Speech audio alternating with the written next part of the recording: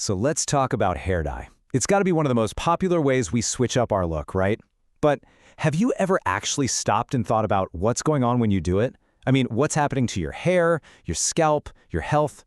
We're going to get into it because the story here is way more complex than you might think. First, just to set the stage a little bit, get this. It's estimated that there are over 5,000 different chemicals we might put on our skin on any given day. That's a staggering number, right? And it includes everything: soaps, makeup, lotions, and yeah, you guessed it, hair dye. So that really brings us to the big question, doesn't it? When you're touching up your roots or going for a whole new vibe, what are you actually putting on your head? Okay, so just how popular is this whole hair coloring thing? You might actually be surprised. This isn't some niche hobby. We're talking about a massive global habit.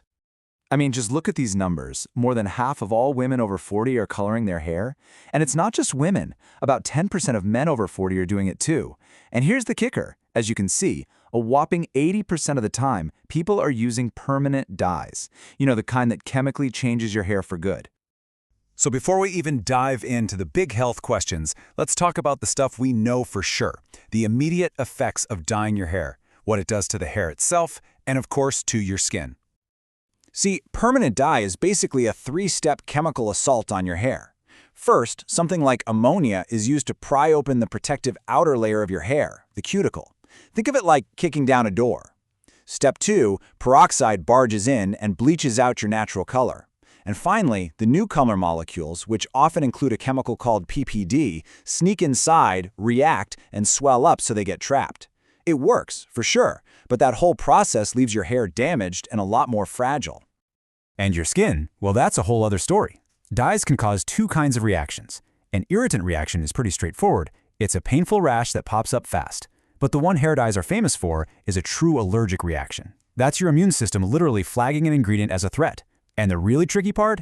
An allergy can develop over time, and it tends to get worse with every single use.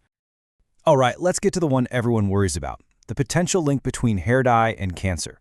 You've probably heard a lot of conflicting stuff out there, so let's just break down what the actual research says.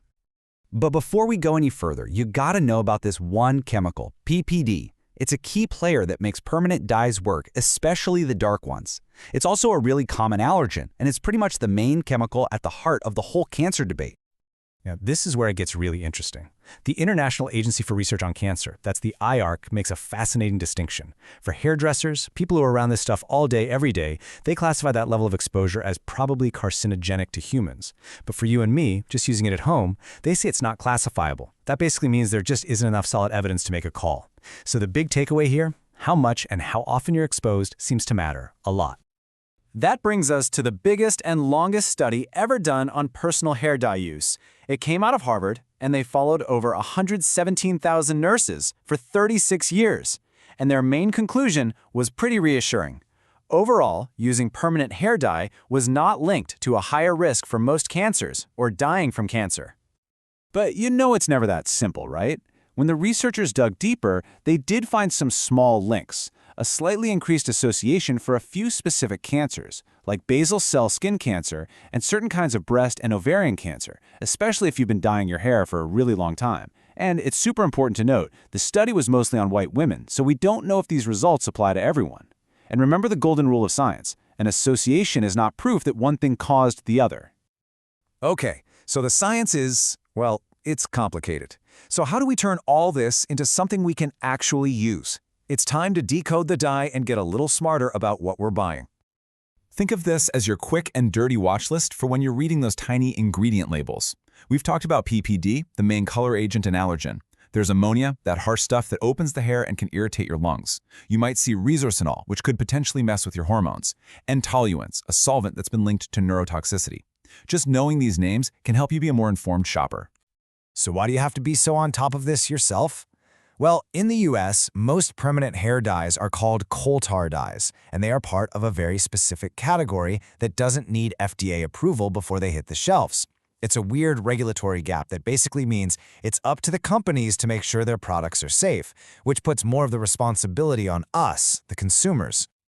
So, with all this in mind, what can you actually do? Let's walk through your options, from using the dye you already have a bit more safely to exploring some totally different alternatives.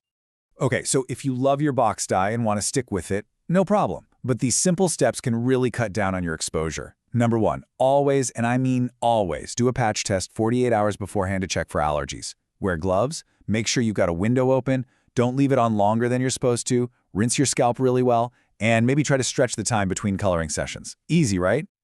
Now what about going natural? Let's talk about the most famous one, henna. Henna is a perfect example of a trade-off. On the plus side, it's from a plant, and it can actually make your hair feel stronger. But the downsides are real. It can be super drying, it's incredibly messy to put on, and it is so permanent. Seriously, trying to use chemical dye or bleach over henna can be an absolute disaster for your hair.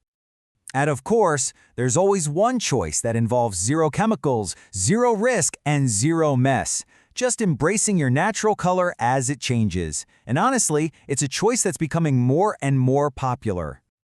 Okay, let's just zoom out for a minute and put all of this into context. When we're talking about our health, how does the potential risk from hair dye really stack up against everything else? This chart really says it all. We have these huge, proven risk factors for cancer. Things like smoking, a bad diet, drinking too much alcohol. These are the heavy hitters. And then way down here we have the potential, uncertain, much smaller risk factors. And that's where personal hair dye use lives. So while it's smart to be aware of it, we can't lose sight of the big things that science tells us matter the most. So, we'll end on this question, just to give you something to think about. In the grand scheme of things, when it comes to your health, where should your energy and your worry be focused? On the potential and still pretty uncertain risks of what you put on your head, or on the proven, definite impact of what you put in your body every single day?